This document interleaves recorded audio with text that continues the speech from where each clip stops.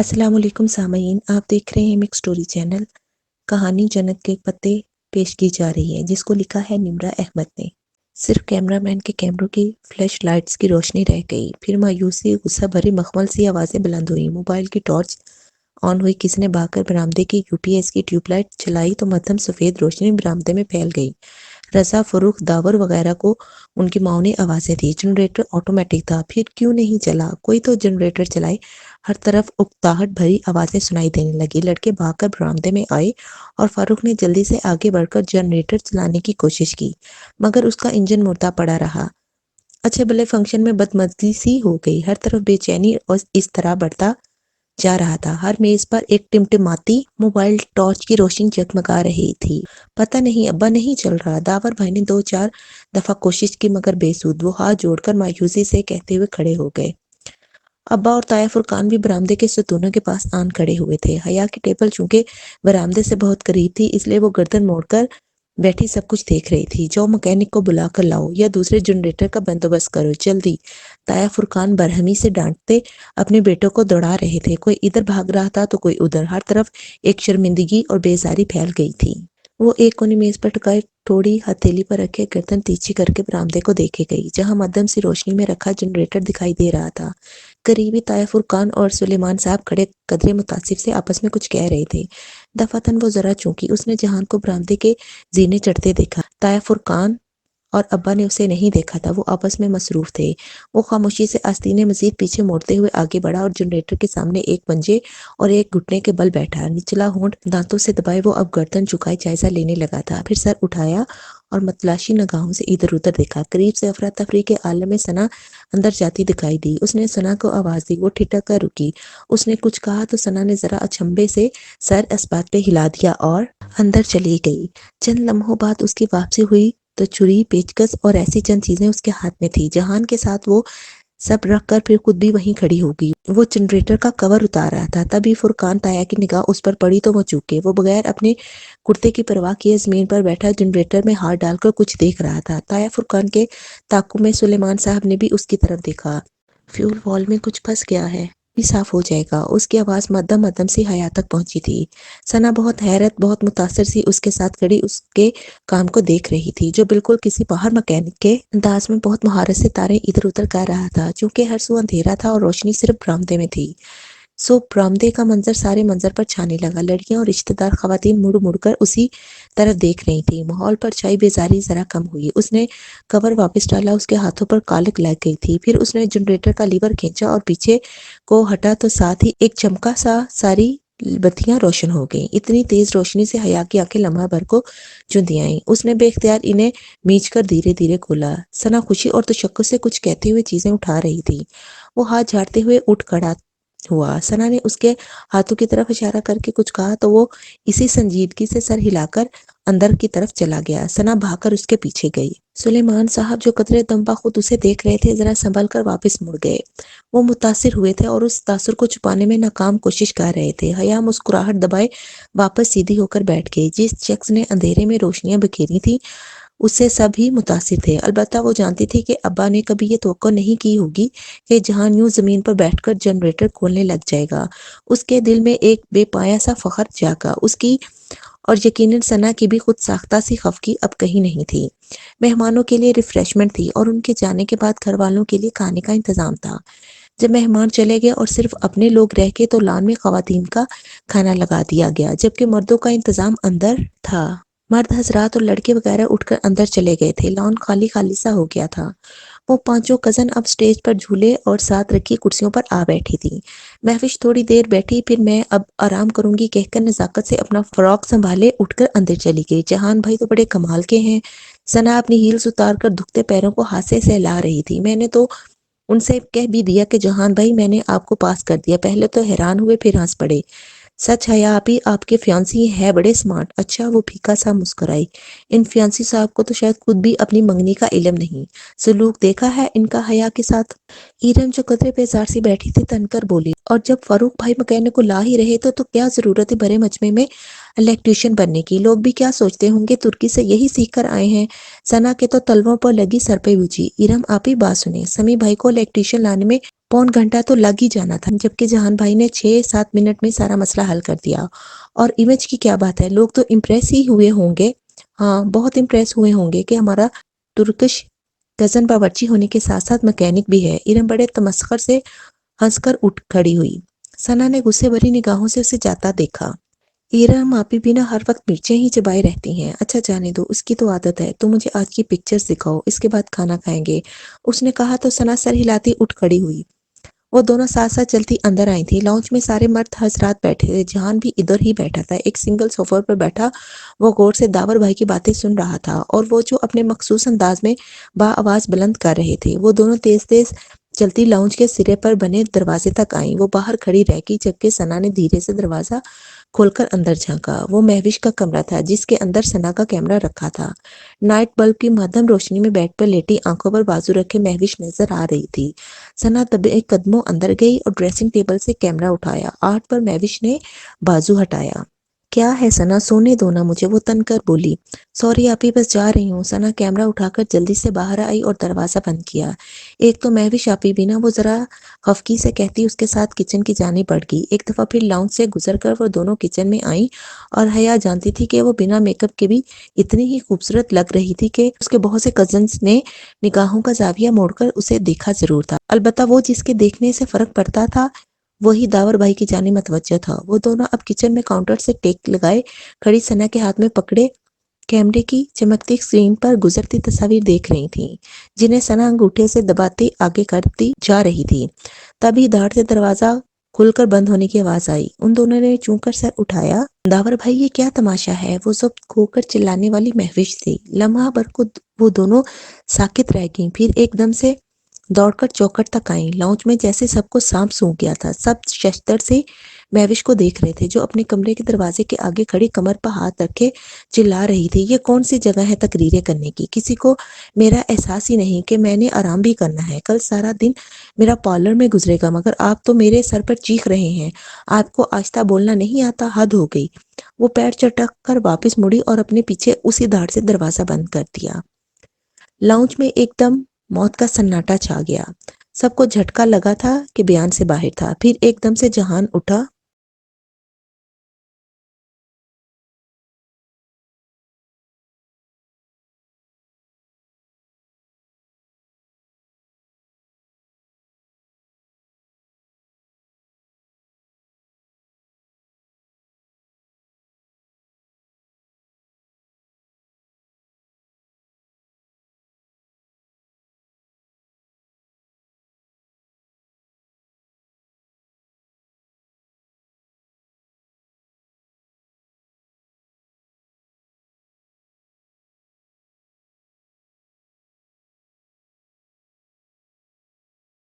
Mobile سامنے کیا۔ ابا کالنگ۔ باہر پہنچنے کا بلاوا آ گیا تھا۔ سوری ثنا، اس نے بے بسی سے شانے چکائے، پھر اس کا کندھا تھپ تھپایا۔ کل شادی کے فنکشن تک سب کا غصہ اتر چکا ہوگا، فکر نہ کرنا۔ اچھا کہہ کر وہ تیزی سے باہر نکل گئی۔ سب سونے جا چکے تھے اور وہ اپنے کمرے میں آئینے کے سامنے کھڑی پراندے کو الٹ پلٹ کر کے دیکھ رہی تھی۔ سونیا نے کافی سخت باندھا تھا، گرا کھل کے نہیں دے رہی تھی۔ بالآخر پراندہ چھوڑ کر اس نے پیشانی پہ جھولتے ٹیکے کو کھینچنے کے لیے چھوا ہی تھا کہ دروازے پر دستک ہوئی۔ اس نے ٹیکا چھوڑا اور پھر حیرت سے دروازے کو تکتی اس تک آئی۔ اماں ابا تو سونے چلے گئے تھے۔ پھر اس نے دروازہ کھولا، سامنے جہان کھڑا تھا۔ سوری، تم سو تو نہیں گئی تھی؟ وہ قدرے جھجک کر بولا۔ سیاہ ٹراؤزر کے اوپر آدھی آستینوں والی سفید ٹی شرٹ پہنے وہ وہی ترکی والا جہان لگ رہا تھا۔ نہیں، تم بتاؤ خیریت؟ ہاں، ابھی میں لاؤنج میں بیٹھا تھا تو وہ فرقان ماموں کی بیٹی آئی تھی۔ ایرم، اس نے ذرا حیرت سے سوالیہ آئی برو اٹھائی۔ ہاں وہی، تمہارا فون اور پرس میز پر رکھا تھا۔ اس نے فون اٹھا کر مجھ سے کہا کہ اسے ایک کال کرنی ہے، ابھی 5 منٹ میں فون لا دے گی، مگر اب اس نے کلائی پر بندھی گھڑی دیکھی، اب 20 منٹ ہونے کو آئے ہیں، مگر وہ واپس نہیں آئی۔ میں نے سوچا تمہیں بتا دوں۔ اف، تم نے اسے میرا فون کیوں لے جانے دیا؟ جواباً جہان نے بے چارگی سے شانے اچکائے۔ اس نے مجھ سے اجازت نہیں مانگی تھی اور میں اسے کیسے روک سکتا تھا؟ مجھے تو فرقان ماموں کی فیملی سے ویسے ہی بہت ڈر لگتا ہے۔ کیوں؟ وہ چونکی۔ کیونکہ وہ سرخ مرچ کا استعمال زیادہ کرتے ہیں۔ وہ گہرا سانس لے کر بولا تو وہ بے اختیار ہنس دی، اور یہ ترکی سے آنے کے بعد پہلی دفعہ تھا جب وہ یوں پورے دل سے ہنسی تھی۔ سرخ مرچ کا استعمال ہمیں بھی آتا ہے، تم ادھر ہی ٹھہرو، میں ذرا ارم سے فون لے آؤں۔ اور آج تو ویسے ہی ارم کی طرف سے اس کے بہت سے حساب اکٹھے ہو گئے تھے۔ اچھا، میں انتظار کر رہا ہوں، وہ مسکرا کر کہتا صوفے پر بیٹھ گیا اور وہ باہر چلی گئی۔ تایا فرقان کے لانچ میں سبھی موجود تھے سوائے ایرم اور سونیا کے۔ تایا ابا بہت پرملال انداز سے نفی میں سر ہلاتے ہوئے کچھ کہہ رہے تھے، شاید آج والے واقعے کا تذکرہ۔ جب حیا کو آتے دیکھا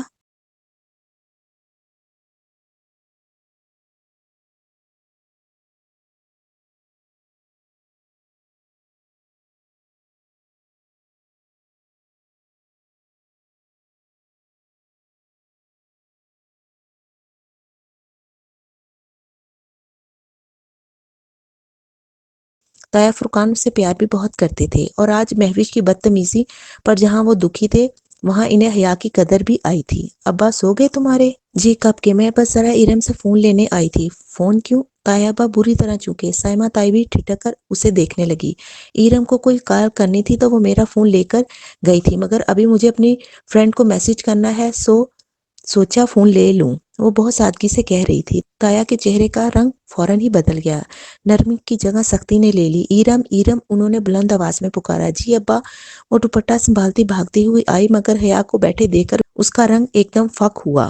حیا کا فون اسے واپس دو، تایا نے اسے کڑی نظروں سے گھورتے ہوئے بڑے ضبط سے کہا۔ جی، وہ فضا کو میسج کرنا تھا تو وہ ہکلا گئی۔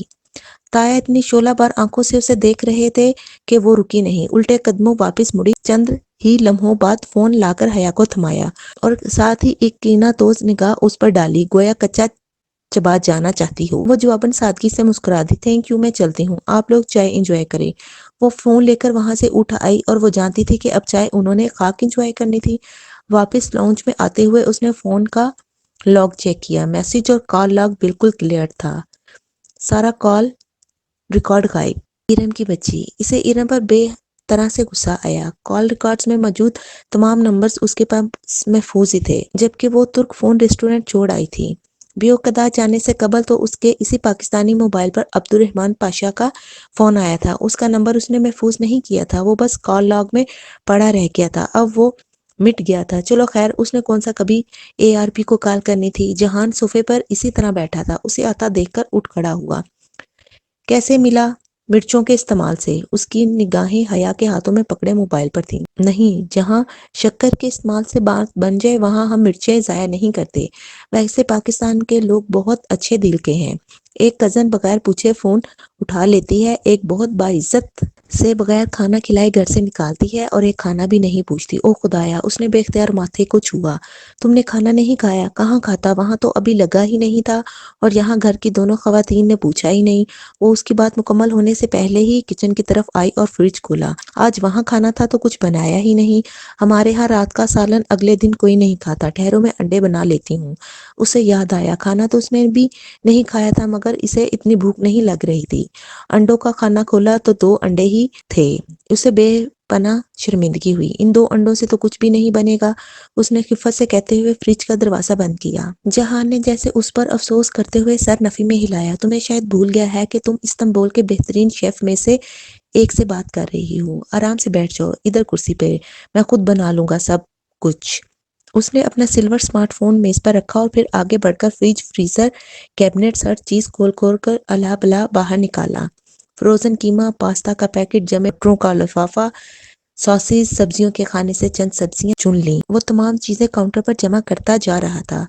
تم اس وقت پاستا بناؤ گے؟ وہ متعجب سی کرسی پر بیٹھی اسے دیکھ رہی تھی۔ وہ ابھی تک اپنے سبز فراک، پراندے اور ٹیکے سمیت بیٹھی تھی، اور اسے کپڑے تبدیل کرنا بالکل بھول گیا تھا۔ ہاں، اور مجھے کوکنگ کے درمیان ٹوکنا مت، میں بہت برا مانتا ہوں۔ مسکراتے ہوئے وہ سبزیاں دھو رہا تھا۔ اور تمہارا بخار کیسا ہے؟ اب ٹھیک ہے؟ اس نے خود ہی اپنا ماتھا چھوا، وہ کل کی نسبت قدرے ٹھنڈا تھا۔ ویسے مجھے حیرت زاہد ماموں اور ان کے بیٹے پر ہے، اس لڑکی نے اتنی بدتمیزی کی اور انہوں نے اسے کچھ بھی نہیں کہا۔ وہ واقعتاً حیرت سے کہتا سبزیاں کٹنگ بورڈ پر رکھ کر کٹاکٹ کاٹ رہا تھا، اس کے ہاتھ مشینی انداز میں چل رہے تھے۔ اس کی ایک دن کے بعد رخصتی ہے، شاید وہ اس کا دل برا نہیں کرنا چاہتے ہوں گے۔ اس نے شانے اچکائے۔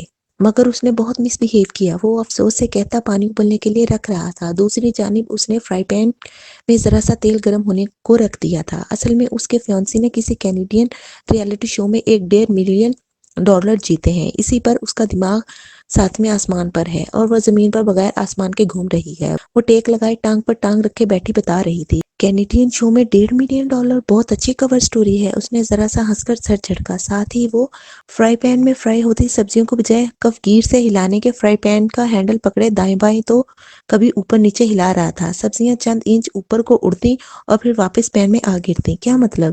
اس نے ناسمجھی سے اسے دیکھا۔ اگر کسی پاکستانی نے کینیڈین شو میں اتنی قطعی رقم جیتی ہوتی تو میڈیا پر ہر جگہ آ چکا ہوتا۔ مجھے تو وہ لڑکا شکل سے ہی کرمنل لگ رہا ہے۔ تازہ تازہ بلیک منی کو وائٹ کرنے کے لیے کور بنایا ہے اور کیا۔ اچھا، اسے تعجب ہوا۔ اس نیچ پر تو اس نے سوچا ہی نہیں تھا۔ البتہ کرمنل سے اسے کچھ یاد آیا تھا۔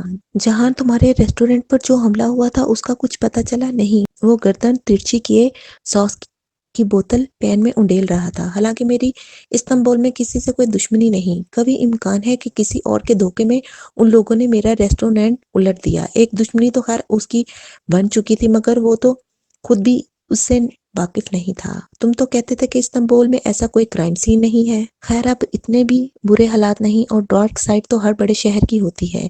وہ چولہے کے سامنے کھڑا اس کی طرف پشت کیے پین میں قیمہ بھون رہا تھا۔ قیمے اور شملہ مرچ کی بھینی بھینی اشتہا انگیز سی مہک سارے میں پھیلنے لگی تھی۔ اس کی گمشدہ بھوک ایک دم سے جاگ اٹھی۔ تمہیں پاکستان آ کر کیسا لگا جہان؟ وہ تھوڑی تلے مٹھی رکھے اسے دیکھتی سادگی سے پوچھنے لگی۔ یہاں آنے کے بعد ان کی پہلی باضابطہ گفتگو تھی۔ اچھا لگا، بلکہ بہت اچھا لگا، مگر فرقان ماموں کی باتیں، میں نے تو خواب میں بھی نہیں سوچا تھا کہ میرے رشتہ دار اتنی تیکھی باتیں بھی کر لیتے ہوں گے۔ اس نے جیسے جھرجھری لے کر سر جھٹکا۔ آج وہ سارا دن تایا فرقان کی کمپنی میں رہا تو یہ رد عمل فطری تھا۔ وہ اتنے تیکھے نہیں ہیں اور بہت پیار کرتے ہیں ہم لوگوں سے، بس ان کے اپنے نظریات ہیں جو اتنے سخت ہیں کہ اگر کوئی ان پر پورا نہ اترے تو وہ اس کی گریڈنگ بہت نیچے کر دیتے ہیں۔ What ever. وہ اب ابلی پاستا کے ایک پتیلے میں قیمہ اور ساس اڈیل رہا تھا، پھر ان کو اچھی طرح مکس کر کے اس نے اسے دم پر رکھ دیا اور سنک کی ٹوٹی کھول کر ہاتھ دھونے لگا۔ وہ سمجھی اب وہ اس کے پاس آ کر بیٹھے گا، مگر وہ ہاتھ دھو کر اب سارے پھیلاوا سمیٹنے لگا۔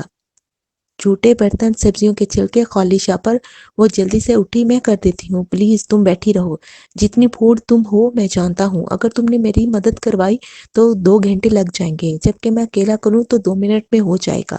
ٹھیک ہے، خود ہی کرو، وہ قدرے خفگی سے کہتی ہوئی دوبارہ بیٹھ گئی۔ اور واقعی اس نے 2-3 منٹ میں ہر چیز اپنی جگہ پر رکھ دی۔ چند ایک برتن جو پکانے کے دوران میلے ہوئے تھے وہ دھل کر سٹینڈ میں لگ گئے تھے اور سلیب چمکا دی گئی تھی۔ وہ بندہ کمال کا تھا۔ تم کب سے ریسٹورنٹ چلا رہے ہو؟ اب تو بہت عرصہ ہو گیا۔ اچھا، میں برتن لگاتا ہوں، تم سلیمان ماموں کو بلا لاؤ، انہوں نے بھی کھانا نہیں کھایا تھا۔ ارے ہاں۔ وہ ماتھے پہ ہاتھ مارتی اٹھی، پھر نگاہ اس کے سلور اسمارٹ فون پر پڑی جو میز پر رکھا تھا۔ تمہیں پتہ ہے ڈی جے کو تمہارا فون بہت پسند تھا۔ وہ ہمیشہ کہتی تھی کہ جہان سے کہنا جب اپنا یہ 1-2 لاکھ کا فون پھینکنا وہ تو سماجی سے باہر ہی پھینکے۔ وہ اداسی سے مسکرا کر بولی تو وہ ہنس دیا۔ ویسے یہ اس کے لگائے گئے تخمینے سے کہیں زیادہ مہنگا ہے۔ اچھا، اسے ذرا حیرت ہوئی۔ اتنا قیمتی فون کیوں خریدا تم نے؟ خریدا نہیں تھا، گفٹ ملا تھا، اسپیشل گفٹ۔ وہ مسکرا کر جیسے کچھ یاد کر کے بولا۔ کس نے دیا؟ Some one special. اچھا جاؤ ابھی ماموں کو بلا لاؤ۔ وہ ٹال گیا تو وہ شانے چکاتی وہاں سے چلی آئی۔ ابا کا دروازہ بجا کر وہیں سے بلا کر وہ واپس لاؤنج میں آئی تو وہ وہاں میز پر پلیٹیں اور گلاس رکھ رہا تھا۔ وہ بڑے صوفے پر بیٹھی اور ریموٹ اٹھا کر ٹی وی چلا دیا۔ جس وقت ابا ذرا حیران سے باہر آئے، جہان پاستا کی ڈش اٹھائے کچن سے نکل رہا تھا اور وہ مزے سے اپنے کام دار جوڑے پہ ٹانگ رکھے بیٹھی چینل بدل رہی تھی۔ ابا ان کو دیکھ کر جلدی سے اٹھی اور جہان کے ہاتھ سے ٹرے لی۔ سوری ماموں، ہم نے آپ کو اٹھا دیا، آپ نے کھانا نہیں کھایا تھا سو اس نے ان کی طرف پلیٹ بڑھائی۔ Thank you. ابا نے قدرے ناسمجھی سے کھانے کو دیکھا اور پھر حیا کو۔ یہ تم نے بنایا ہے؟ نہیں، جہان نے۔ وہ مسکراہٹ دبا گئی۔ ویسے ماموں یہ اٹالین ریسیپی نہیں ہے، ذرا دیسی اسٹائل میں بنایا ہے جیسے ممی بناتی ہیں۔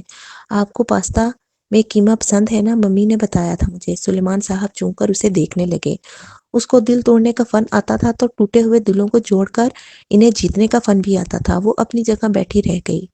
اسے اب احساس ہوا تھا کہ وہ رف اور ٹف سا بندہ تو بھوکا بھی سو جاتا، مگر رات کے 1 بجے اگر اس نے یہ اہتمام کیا تھا تو صرف اور صرف ابا کے لیے، کیونکہ اسے یاد تھا کہ ابا نے کھانا نہیں کھایا، اور اسے شاید احساس ہو گیا تھا کہ وہ اس سے ذرا کھچے کھچے سے رہتے ہیں۔ اور حیا کو خود اب یاد آیا کہ قیمہ والا پاستا ابا کا پسندیدہ تھا۔ وہ جانتی تھی کہ اس عمل سے جہان نے اپنے اور ابا کے درمیان حائل برف کو پگھلانے کی کوشش کی تھی۔ پاستا بہت مزے کا تھا، منہ میں جاتے ہی گل جانے والا۔ سلیمان صاحب نے تعریف نہیں کی تھی، مگر ان کے چہرے سے ظاہر تھا انہیں اپنا یوں خیال کیا جانا اچھا لگا تھا۔ وہ خود بھی بہت شوق سے کھا رہی تھی۔ ڈیجے کے بعد یہ پہلا کھانا تھا جو اس نے دل سے کھایا تھا۔ کونیا میں 2 لڑکیوں کا اغوا، ٹی وی اسکرین پر BBC چل رہا تھا، اور جو خبر نیوز کاسٹر نے پڑھی اس پر ان تینوں نے چونک کر سر اٹھایا۔ کونیا ترکی کا شہر تھا، جلال الدین رومی کا شہر۔ جہان نے بجلی کی تیزی سے ریموٹ اٹھایا اور چینل بدل دیا۔ کیا کہا اس نے؟ کونیا ابا جو ہاتھ رو کر اسکرین کو دیکھنے لگے تھے، چینل تبدیل ہونے پر الجھ کر جہان کو دیکھا۔ وہ سادگی سے مسکرا دیا۔ نہیں کونیا نہیں، اس نے کہا تھا کینیا، اور ہاں اور لینا۔ وہ ریموٹ ایک طرف رکھ کر انہیں پھر سے سرو کرنے لگ گیا۔ ابا نے ذرا تذبذب سے سر ہلایا، گویا وہ اپنی سماعت کے دھوکہ دینے میں الجھے ہوئے تھے۔ حیا نے جہان کو دیکھا اور جہان نے اسے، پھر دونوں زیر لب مسکرا دیے۔ ابھی وہ ابا کے سامنے ترکی کا امیج سبوتاز ہوتے دیکھنے کے متحمل نہیں تھے۔ بارات کے لیے وہ میرج ہال کی جانب رواں تھے۔ ابا ڈرائیو کر رہے تھے، اور وہ آج چپ نہیں تھے، بلکہ فرنٹ سیٹ پر بیٹھے جہان کو سڑک کے اطراف میں گزرتی جگہوں کے بارے میں مختصر فکروں میں آگاہی دے رہے تھے۔ وہ بھی جواباً کوئی مختصر سا جواب دے دیتا۔ وہ آج بھی اتنا ہی کم گو تھا جتنا 2 روز قبل، مگر وہ برف کی دیوار پگھل گئی تھی۔ وہ پچھلی سیٹ پر بیٹھی لا تعلق سے باہر دیکھ رہی تھی۔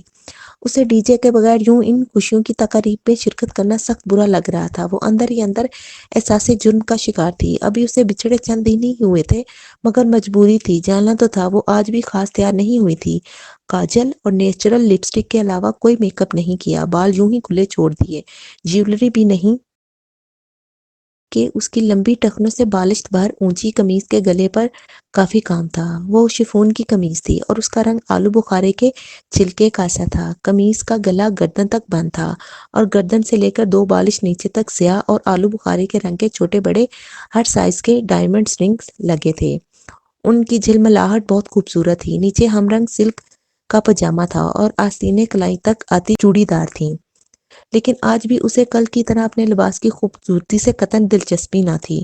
میرج ہال کے باہر بارات ابھی ابھی اتری تھی۔ داخلی دروازے پر خاصا رش تھا۔ سجی سنوری زیورات، قیمتی ملبوسات اور خوشبوؤں میں رچی بسی لڑکیاں اور خواتین گاڑیوں سے نکل کر اپنے بال اور میک اپ ٹھیک کرتی دروازے کی جانب بڑھ رہی تھی۔ رضا اور زاہد چچا وہاں کھڑے خوش اخلاقی سے مسکراتے مہمانوں کو ویلکم کر رہے تھے۔ اسے پتا تھا کہ مہوش کی کل والی بات کو آج بھلا کر سب شادی میں شرکت کریں گے، اور واقعی یہ ہو رہا تھا۔ کار رکنے پر اس نے دروازہ کھولا اور باریک ہیل باہر پتھریلی زمین پر رکھی۔ بے اختیار اسے ٹوٹی ہوئی سرخ ہیل یاد آئی۔ سر جھٹک کر وہ باہر نکلی اور پرس سنبھالتے ہوئے دروازہ بند کیا۔ ابا، جہان اور اماں ایک ساتھ میرج ہال کے داخلی دروازے کی جانب بڑھ رہے تھے، اور وہ بھی وہیں چلی جاتی اگر جو اس کے پاؤں پر وہ پتھر آ کر نہ لگتا۔ آؤچ! اس نے کراہ کر پیر ہٹایا۔ وہ بجری کا چھوٹا سا ٹکڑا تھا۔ اس نے گردن اٹھا کر ادھر ادھر دیکھا۔ وہ مخالف سمت سے آیا تھا، جہاں پارکنگ میں گاڑیاں کھڑی تھیں، اور کسی نے بہت تاک کر اسے مارا تھا۔ ان گزرتے 3-4 ماہ میں اسے اتنا تو اندازہ ہو گیا تھا کہ اس کے ساتھ اتفاقات نہیں ہوتے تھے۔ اس نے متلاشی نگاہوں سے اسی سمت دیکھا اور پھر ٹھہر سی گئی۔ پارکنگ کے پیچھے سے ایک ہیولا سا نکلا اور اس کی جانب بڑھنے لگا۔ چند لمحے تو وہ اپنی جگہ سے ہل ہی نہ سکی۔ رات کی تاریکی میں پارکنگ ایریا کو اونچے پولز کی زرد بتیوں نے مدھم سی روشنی بخش رکھی تھی۔ اسی روشنی میں وہ صاف دکھائی دے رہا تھا یا دے رہی تھی، بھڑکتا ہوا نیلا زرد تار دوپٹہ ہم رنگ جوڑے کے اوپر پہنے۔ وہ دوپٹے کا پہلو چہرے پر ذرا سا ڈالے اسے دانتوں سے یوں پکڑے ہوئے تھا کہ دور سے اس پر کسی عورت کا گمان ہوتا تھا۔ چہرے کو سفید پینٹ کیے گہرے آئی میک اپ، سرخ چونچ سی لپسٹک اور سنہرے بالوں کی وگ، وہ اس کی طرف چلتا آ رہا تھا۔ وہ اسے ایک نظر میں ہی پہچان گئی۔ پنکی! اس نے ہراساں نگاہوں سے گردن موڑ کر دور ہال کی طرف دیکھا۔ ابا کی اس کی جانب پشت گئی۔ وہ واپس مڑی تبھی وہ قریب آ چکا تھا۔ کیسی ہو باجی جی، وہ مسکرایا تھا۔ تم یہاں کیا کر رہے ہو؟ اس نے سراسمگی سے اسے دیکھتے اپنے پرس پر گرفت مضبوط کر لی، گویا ذرا سا بھی وہ آگے بڑھا تو وہ بھاگ کھڑی ہوگی۔ آپ سے ملنے آئی تھی جی، پنکی کہتے ہیں مجھے، یاد ہے نا جی؟ وہ مسکرا کر بولا، اچھی طرح یاد ہے، اور بھولی تو تمہاری ماں اور بہن بھی نہیں ہوں گی۔ اب ہٹو میرے راستے سے، غصہ کیوں کر رہی ہو جی؟ میں تو آپ کو کچھ بتانے آئی تھی۔ مائی فوٹ، مسئلہ کیا ہے آپ کو میجر احمد؟ وہ پیٹ چٹک کر بولا، اتنے باوقار عہدے پر فائز ہو کر کیسی حرکتیں کر رہے ہیں آپ؟ لو جی، میں تو ڈولی کا پیغام دینے آئی تھی، مگر کیسا پیغام؟ وہ اسی رکھائی سے بولی، ڈولی کی حالت امید بخش نہیں ہے، پتہ نہیں کتنے دن جی پائے۔ کیا ہوا ہے وہ ذرا چونکہ خود چل کر دیکھ لیجئے، آئیے میں آپ کو لے چلتی ہوں۔ نہیں نہیں، مجھے کہیں نہیں جانا۔ وہ بدک کر 2 قدم پیچھے ہٹی۔ ایک دفعہ تو اس سے مل لیں، اس نے کچھ بتانا ہے آپ کو۔ مجھے کچھ نہیں جاننا، تم لوگوں کی ساری معلومات مجھے ARP کی ماں سے مل گئی تھی، تلخی سے کہتے ہوئے اس نے پھر سے پلٹ کر دیکھا۔ بارات کے مہمان اندر کی جانب بڑھ رہے تھے، کوئی اس کی طرف متوجہ نہ تھا۔ ہو سکتا ہے کچھ ایسا ہو جو اس کی ماں کو بھی نہ پتا ہو۔ کیا؟ وہ چونکی پھر بغور پنکی کو دیکھا۔ اس کے اونچے قد کے سوا کوئی چیز اس روز جناح سپر کے شاپنگ مال میں ملنے والے سمارٹ گلاسز والے نوجوان کا پتہ نہیں دیتی تھی۔ پنکی کا چہرہ بھی جلا ہوا نہیں لگتا تھا، مگر اس کا تو چہرہ سلیٹ کی طرح چپٹا تھا، ایسی جھلی جس نے سب نقش چھپا دیے ہوں۔ خدایا، کیسے یہ لوگ اپنے چہرے بدل لیتے تھے؟ مگر آنکھیں، وہ چونکہ یہ آنکھیں وہی تھیں، وہی گلاسز کے پیچھے سے جھلکتی آنکھیں۔ اب آئی شیڈو کی چمکتی تہ کے باوجود وہ انہیں پہچان گئی تھی۔ اس بات کا جواب تو بس ڈولی کے پاس ہے جی، اور اس نے مجھے یہی آپ کو بتانے کا کہا تھا۔ سہیلی کی دوستی نبھا رہی ہوں میں تو جی، ورنہ میری جوتی کو بھی شوق نہیں آپ جیسی بدزبان خاتون کے منہ لگنے کا۔ چڑھ کر کہتے ہوئے اس نے دوپٹے کے اندر چھپے ہاتھ باہر نکالے۔ اس میں ایک چھوٹا سا لکڑی کا ڈبہ تھا، یہ ڈولی نے بھیجا ہے، اسے اسی طریقے سے کھولیے گا جو اس پر لکھا ہے، مگر جب تک آپ اسے کھول پائیں گی وہ شاید اس دنیا میں نہ رہے۔ حیا نے اس کے بڑے ہوئے ہاتھوں میں پکڑے اس ڈبے کو دیکھا، اس کی کلائی پر وہی کانٹے کا سرخ بھورا سا نشان تھا۔ یہ کیا ہے؟ اس نے اچنبھے سے سر اٹھا کر پنکی کو دیکھا، وہ کہاں کھڑی ہے اسے لمحہ بھر کو بھول گیا تھا۔ یہ ایک پہیلی سے کھلے گا، مگر یہ پہیلی صرف آپ ہی بوجھ سکتی ہیں، اور آپ بوجھ ہی لیں گی۔ یہ بہت آسان ہے، لیکن اس کے اندر موجود چیز نکالنے کے لیے اسے توڑنے کی کوشش مت کیجیے گا۔ اسے توڑ دیا تو وہ چیز آپ کے کام کی نہیں رہے گی۔ پنکی نے مسکراتے ہوئے ڈبہ اس کے مزید سامنے کیا، اس نے نہ چاہتے ہوئے بھی اسے تھام لیا۔ اچھا باجی، رب رکھا۔ وہ وہی خواجہ سراؤں والا لہجہ بنا کر سلام جھاڑ کر دوپٹہ منہ میں ڈالے پلٹ گیا۔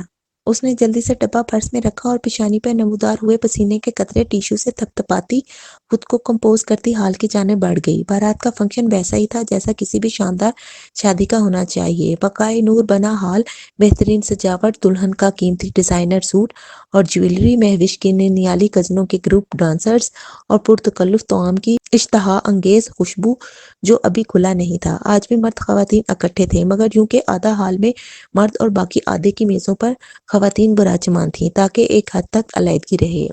ان کی فیملی کی کسی بھی لڑکی نے رقص میں حصہ نہیں لیا تھا، مگر مہوش کی کزنیں ہر طرف چھائی رہیں۔ وہ آج بھی ایک الگ تھلگ کونے والی میز پر بیٹھی رہی۔ اس کا دل اسٹیج پر جا کر مووی بنوانے کو قطعاً نہیں چاہ رہا تھا۔ اس شریفوں کے مجرے نے اسے ایسا احساس عدم تحفظ بخشا تھا کہ وہ کسی بھی دوسرے کے کیمرے یا موبائل میں تصویر کھنچوانے سے احتیاط برت رہی تھی۔ یہ موویز اور تصاویر کہاں کہاں نہیں گھومتی ہوں گی۔ اس نے جھرجھری لے کر سر جھٹکا۔ اتنے بڑے ہال میں کوئی بھی اس کی جانب متوجہ نہ تھا، وہ ویسے بھی اس میز پر اکیلی بیٹھی تھی۔ اس نے چند لمحے کے لیے سوچا، پھر میز پر رکھے پرس سے وہ ڈبہ نکالا اور فانوس کی چکا چوند روشنی میں الٹ پلٹ کر دیکھنے لگی۔